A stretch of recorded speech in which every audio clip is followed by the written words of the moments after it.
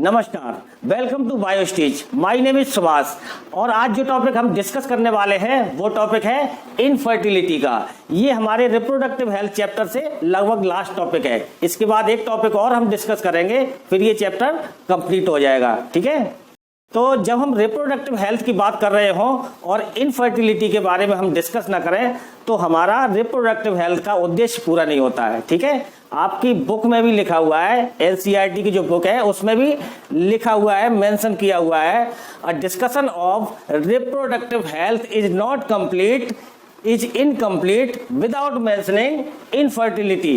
A large number of couples in the world are infertile. ठीक है, बहुत सारे कपल्स पूरे वर्ल्ड में ऐसे हैं जो इनफर्टाइल हैं, जिनके बच्चे पैदा नहीं हो रहे। ठीक है, and they are deprived from parenthood.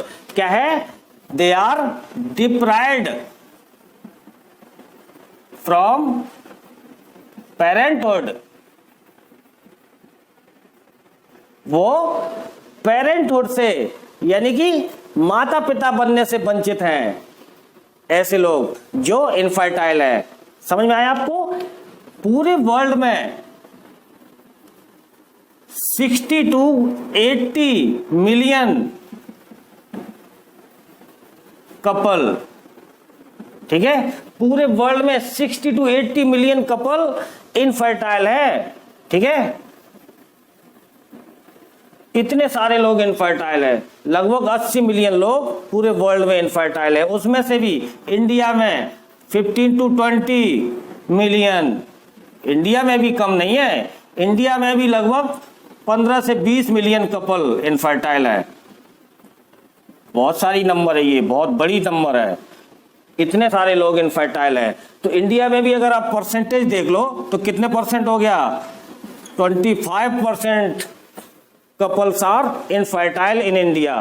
ठीक है, बहुत लार्ज नंबर है ये तो। अब आइए हम देख लेते हैं व्हाट इज इनफर्टिलिटी। इनफर्टिलिटी होती क्या है? इनफर्टिलिटी को आप हिंदी में वंध्यता भी कह सकते हैं। क्या कह सकते हैं? वंध्यता। वंध्यता, या इसको आप बांझपन भी कह सकते हैं। ठीक है, बांझपन। जब बांझपन होता है तो बच्चे पैदा नहीं होते। ठीक है, बांझपन किसी में भी हो सकता है, मेल या फीमेल, किसी में भी ये बांझपन हो सकता है। ठीक है, तो हम पहले ये देख लेते हैं what is the definition of infertility. ठीक है, आइए देखते हैं डेफिनेशन ऑफ इनफर्टिलिटी।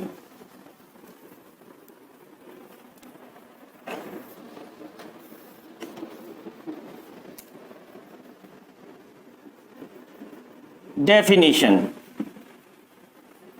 अगर हम डेफिनेशन देखें तो inability to produce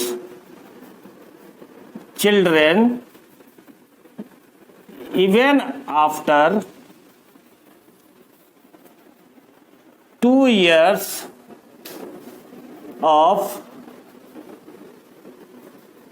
unprotected sexual cohabitation is called infertility। ठीक है, अगर 2 years तक, ठीक है, कितना? 2 years, अगर 2 years तक कोई अनप्रोटेक्टेड सेक्स करता है, अनप्रोटेक्टेड सेक्सुअल इंटरकोर्स करता है, उसके बावजूद भी, ठीक है, बच्चे पैदा नहीं हो रहे। ठीक है, पेरेंटहुड का जो सुख नहीं मिल पा रहा है, माता पिता बनने का सुख नहीं मिल पा रहा है। ठीक है, इसी को क्या कहते हैं? इनफर्टिलिटी कहते हैं। 2 साल तक अनप्रोटेक्टेड सेक्सुअल इंटरकोर्स कर लिया, ठीक है, कोई कॉन्ट्रासेप्टिव मेथड इस्तेमाल नहीं किया। अनप्रोटेक्टेड का मतलब कोई कॉन्ट्रासेप्टिव मेथड इस्तेमाल नहीं किया गया, इसी को कहते हैं अनप्रोटेक्टेड सेक्सुअल कोएबिटेशन। साथ में रह रहे हैं, सब कुछ कर रहे हैं, कोई प्रोटेक्शन भी नहीं ले रहे हैं, फिर भी बच्चे नहीं हो रहे हैं, तो ये क्या कहलाएगी? इनफर्टिलिटी कहलाएगी। ठीक है, इसी को इनफर्टिलिटी कहते हैं। देखिए, अगर इनफर्टिलिटी है, माँ बाप नहीं बन पा रहे, तो हमारे इंडिया में क्या करते हैं लोग, फीमेल को उत्तरदायी मान लेते हैं, फीमेल को ही ब्लेम किया जाता है। अगर कोई कपल चाइल्डलेस है, उसको बच्चे नहीं हो रहे, तो फीमेल को पूरा जिम्मेदार मान लिया जाता है। लेकिन ये सरासर गलत है। फीमेल अकेली जिम्मेदार नहीं होती। बांझपन किस में भी हो सकता है, मेल में भी हो सकता है। इनफर्टिलिटी मेल में भी हो सकती है, जरूरी नहीं अकेली फीमेल में हो। ठीक है, एक डेटा के अनुसार, आंकड़े जो है ना, एक डेटा के अनुसार 40% मेल्स आर इनफर्टाइल। पूरे वर्ल्ड में 40% मेल इनफर्टाइल होते हैं और 60% females are infertile.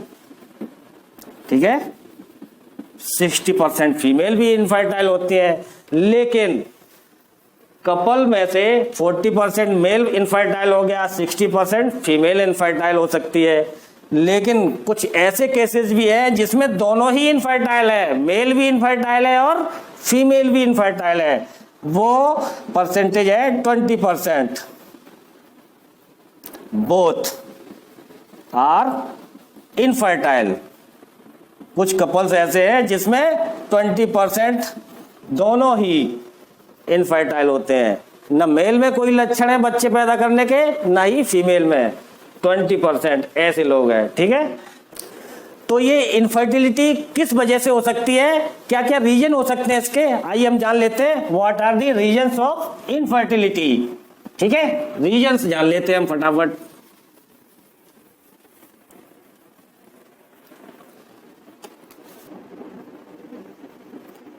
Reasons of infertility. Infertility के क्या क्या रीजन हो सकते हैं। देखिए, इनफर्टिलिटी के बहुत सारे रीजन हो सकते हैं। ठीक है, कोई भी रीजन हो सकता है। जैसे फिजिकल रीजन हो सकता है, आपका शरीर ही इस लायक ना हो कि आप कुछ कर सकें। ठीक है, तो फिजिकल इनएक्टिविटी ये भी एक रीजन हो सकता है। और क्या हो सकता है, साइकोलॉजिकल हो सकता है। ठीक है, साइकोलॉजिकल, आपको कोई मानसिक बीमारी हो सकती है, मानसिक बीमारी के कारण इनफर्टिलिटी आ सकती है, साइकोलॉजिकल प्रॉब्लम हो सकती है। और क्या हो सकती है, इम्यूनोलॉजिकल प्रॉब्लम भी हो सकती है। इम्यूनोलॉजिकल, आपका इम्यून सिस्टम फर्टिलाइजेशन को सपोर्ट ना कर रहा हो। ठीक है, फर्टिलाइजेशन ना हो पा रहा हो, तो ये भी प्रॉब्लम हो सकती है इनफर्टिलिटी की। और क्या हो सकती है, ड्रग्स हो सकती हैं। अगर आप ड्रग्स ले रहे हैं तो भी इनफर्टिलिटी आ सकती है। स्मोकिंग कर रहे हैं, ड्रग्स ले रहे हैं, शराब पी रहे हैं, मतलब ये सारे काम कर रहे हैं आप, तो इनफर्टिलिटी आ सकती है। और क्या हो सकता है, ड्रग्स ले रहे हो या कोई मेडिकेशन हो रही हो, मेडिकेशन, आप किसी बीमारी की दवाई ले रहे हो तो भी इनफर्टिलिटी आ सकती है। और क्या हो सकता है, कोई डिजीज हो सकती है। ठीक है, कोई बीमारियां हो सकती हैं, आपको कोई बीमारी है तो आप उसी में जूझ रहे हो, इनफर्टिलिटी तो आ ही जाएगी। ठीक है, तो कोई बीमारी भी इसका कारण हो सकती है इनफर्टिलिटी का। समझ में आया आपको, ये सारे कारण हो सकते हैं इनफर्टिलिटी के। ठीक है, एक चीज आप जान लें कि इनफर्टिलिटी जो होती है, इनफर्टिलिटी मीन्स बांझपन, ये टेम्परेरी होता है। ठीक है, कुछ समय के लिए प्रॉब्लम आ गई, स्पर्म कम भर रहे हैं, ठीक है, मेल्स में मान लो, है, इलाज हुआ, ठीक हो गया, फिर बच्चे पैदा होने लगे।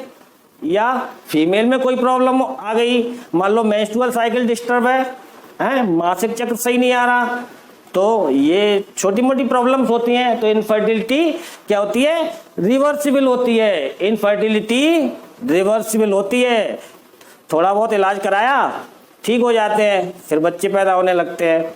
तो इनफर्टिलिटी रिवर्सिबल है। और एक होती है स्टेरिलिटी। ठीक है, स्टेरिलिटी का मतलब स्टेराइल है मेल या फीमेल। स्टेराइल का मतलब मेल में स्पर्मेटोजेनेसिस ही नहीं हो रही है, ठीक है, स्पर्म ही नहीं बन रहे हैं, स्पर्म फॉर्मेशन ही नहीं हो रही है, तो स्टेराइल हो गया। जब स्पर्म ही नहीं बन रहे उसको तो करेगा क्या, वो कुछ नहीं कर पाएगा। तो स्टेरिलिटी, फीमेल में ओव्यूलेशन ही नहीं हो रहा है, ओवा ही नहीं बन रहा, अंडा ही नहीं बन रहा है, ठीक है। जब ओव्यूलेशन नहीं हो रहा तो फीमेल भी स्टेराइल हो गई, तो वो भी कुछ नहीं कर सकती, ठीक है।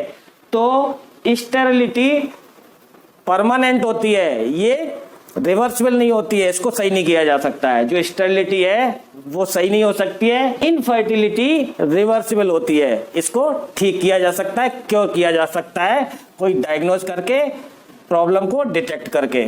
तो ये क्या है, रिवर्सिबल है, ठीक है। और ये क्या है, नॉन रिवर्सिबल। समझ में आया आपको ये। अब हम ये देख लेते हैं, what are the reasons of male infertility. Male में इनफर्टिलिटी के क्या क्या कारण हो सकते हैं, ठीक है। कॉजेस देख लेते हैं मेल इनफर्टिलिटी के, मेल कैसे इनफर्टाइल हो सकता है।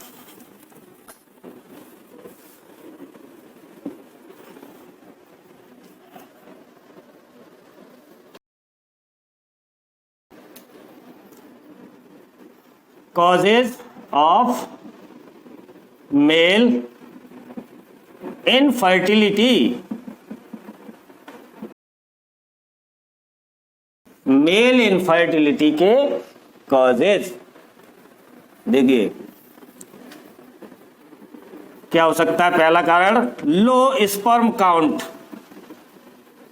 ठीक है, low sperm count, sperm count कम हो। अब ये स्पर्म काउंट क्या होती है, देखिए कोई भी मेल एक बार में कितने स्पर्म निकालता है। जब इजैकुलेशन करता है तो सीमेन कितना निकलता है, सीमेन जो निकलता है एक बार में वो कितना निकलता है, 3 to 4 ml, ठीक है। 3 to 4 ml सीमेन एक बार में निकलता है।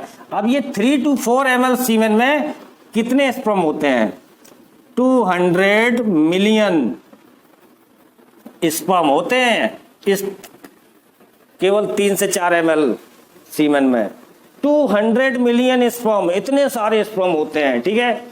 अब 200 मिलियन से स्पर्म कम रह गए, 100 मिलियन ही रह गए किसी वजह से, तो क्या होगा, लो स्पर्म काउंट, इसी को कहेंगे, ठीक है, इसी को कहेंगे लो स्पर्म काउंट। स्पर्म की संख्या कम हो जाना, ठीक है। जब संख्या कम हो जाएगी तो बहुत सारे तो ओवा तक पहुंचने से पहले ही मर जाते हैं, एक भी पहुंच ही नहीं पाया तो फिर क्या होगा, ज्यादा स्पर्म होना मतलब फर्टिलाइजेशन के चांसेस ज्यादा होना, और कम स्पर्म होने का मतलब क्या है कि फर्टिलाइजेशन के चांसेस कम हो जाना, ठीक है। इसीलिए करोड़ों स्पर्म बनते हैं एक ओवा को फर्टिलाइज करने के लिए। समझ में आया आपको। दूसरा क्या हो सकता है,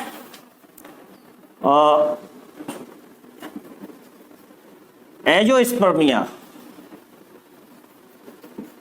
ठीक है, एजोस्पर्मिया। एजोस्पर्मिया क्या होती है, स्पर्म ही नहीं बन रहे हैं, ठीक है। स्पर्म जब नहीं बन रहे हैं, स्पर्मेटोजेनेसिस नहीं हो रही है, तो जब स्पर्म ही नहीं बन रहे हैं तो ये भी कारण क्या है, इनफर्टिलिटी का कारण है, ठीक है। एजोस्पर्मिया, स्पर्म का ना बनना, स्पर्म फॉर्मेशन ना होना, ये कहलाती है एजोस्पर्मिया, ठीक है। या नॉन मोटाइल स्पर्म, ठीक है। अगर स्पर्म्स नॉन मोटाइल है, उनकी मोटाइलिटी कम हो गई है, ठीक है, वो चलने में असमर्थ हो गए हैं या कम चल पा रहे हैं, तो उससे क्या होगा कि स्पर्म पहुंच ही नहीं पाएगा, ठीक है, और उसकी टाइमिंग ही खत्म हो जाएगी ओवा की, या ओवा खत्म हो जाएगा, डेड हो जाएगा। ओवा कितने दिन जिंदा रहता है, 1 दिन 24 घंटे, ठीक है, और तब तक स्पर्म ही नहीं पहुंच पाया तो होगा क्या, कुछ नहीं होगा, ठीक है। नॉन मोटाइल है, ये पहुंची चल ही नहीं पा रहा है तो कैसे होगा, कुछ भी नहीं हो पाएगा। तो नॉन मोटाइलिटी स्पर्म की ये भी एक कारण हो सकती है इनफर्टिलिटी का। और क्या हो सकता है, ब्लॉकेज ऑफ वाशा डिफरेंसिया, जो वाश डिफरेंस होता है, वाश डिफरेंस ही ब्लॉक है, वही ब्लॉक हो गई, वो शुक्र वाहिका, शुक्र नली ही जाम हो गई, तो क्या होगा, स्पर्म ही नहीं पहुंच पाएंगे, जब निकलेंगे ही नहीं तो क्या, फिर कुछ नहीं हो सकता। ठीक है, तो ब्लॉकेज ऑफ वाश डिफरेंस ये भी कारण हो सकता है। और क्या कारण हो सकता है, इरेक्टाइल डिसफंक्शन। ठीक है, इरेक्टाइल डिसफंक्शन है, इरेक्शन ही नहीं हो रहा। ठीक है, तो समझ गए ना, इरेक्टाइल डिसफंक्शन, इसकी वजह से भी, या इरेक्शन अगर हो भी रहा है तो टाइमिंग मिसमैच हो रही है। ठीक है, तो ये इरेक्टाइल डिसफंक्शन होने के कारण भी इनफर्टिलिटी हो सकती है। तो ये सारे कारण हैं मेल्स में इनफर्टिलिटी के। ठीक है, समझ में आया आपको। अब हम ये देख लेते हैं what are the causes of infertility in females. ठीक है, फीमेल्स में इनफर्टिलिटी के क्या कारण है। ठीक है,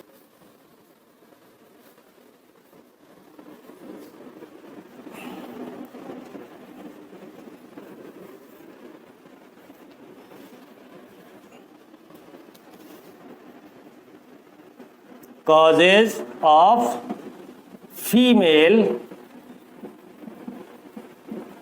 infertility। ठीक है, फीमेल इनफर्टिलिटी का क्या कारण हो सकता है। ठीक है, सबसे पहले क्या हो सकता है, मेंस्ट्रुअल डिसऑर्डर। अगर मेंस्ट्रुअल मासिक चक्र, महीना, मासिक धर्म समय से नहीं आ रहा है तो इनफर्टिलिटी हो सकती है। कोई हार्मोनल चेंज की वजह से ये क्या होगा, मेंस्ट्रुअल डिसऑर्डर हो सकता है। ठीक है, मेंस्ट्रुअल डिसऑर्डर होगा तो क्या और हो सकता है, दूसरा कारण एनोव्यूलेशन। ठीक है, क्या होगा, एनोव्यूलेशन हो सकता है, मतलब ओव्यूलेशन ही नहीं हो रहा है। ठीक है, ओव्यूलेशन ही नहीं हो रहा है, ओवा ही नहीं निकल रहा है, तो फिर क्या होगा, जब ओवा नहीं होगा तो बच्चा कहां से होगा। ठीक है, एनोव्यूलेशन या ओवा निकलने की, ओव्यूलेशन की टाइमिंग गड़बड़ है।